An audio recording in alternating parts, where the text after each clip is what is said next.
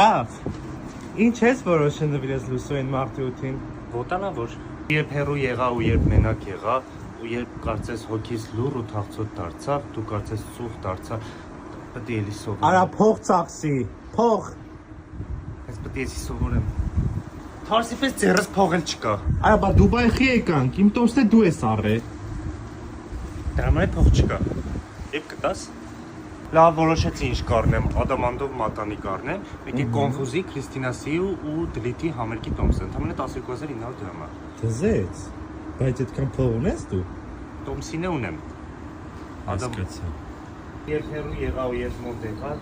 ես մենակ եղա ու երբ ես հեռու։ Ոնց հասկացա ադամանդով մատանու փողը չունես, հա։